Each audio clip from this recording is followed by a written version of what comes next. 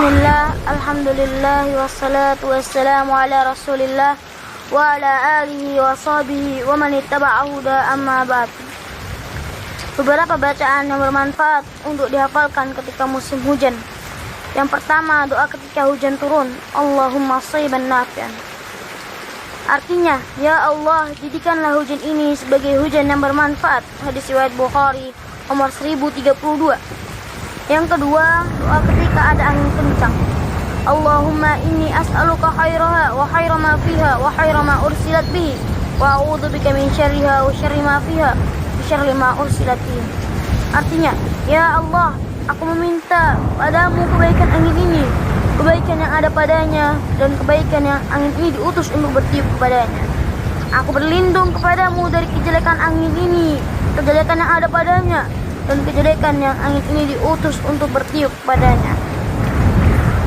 Hadis riwayat Muslim nomor 899. Yang ketiga, disunnahkan seusai hujan turun membaca Mutirna bi fadlillahi wa rahmatih. Artinya, kami telah diberi hujan dengan karunia Allah semata dan rahmatnya. Hadis riwayat Bukhari nomor 1038 dan Muslim nomor 71. Yang keempat, zikir ketika mendengar petir. Apabila sahabat Abdullah bin Zubair radhiyallahu anhuma mendengar petir, beliau mengucapkan Subhanalladzi yusabbihu ar-ra'du bihamdihi wal malaikatu min khifatihi. Artinya, Maha Suci Allah yang telah menjadikan petir itu bertasbih dengan memuji Allah. Demikian pula para malaikat karena takut kepadanya. Hadis riwayat Bukhari dalam Al-Adabul Mufrad nomor 723. Syekh Albani menghukumi hadis ini sebagai hadis yang sahih dalam Sahih Al-Adabul Mufrad nomor 556. Atau bisa memilih bacaan yang lebih pendek sebagaimana dalam riwayat berikut. Apabila sahabat Abdullah bin Abbas radhiyallahu anhuma mendengar petir, beliau mengucapkan Subhanalladzi sabbahta lahu.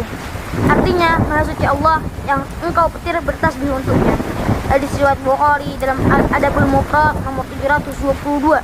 Syekh Albani menghukumi hadis ini sebagai hadis yang hasan dalam Sahih Al-Adab Al-Mufrad nomor 556.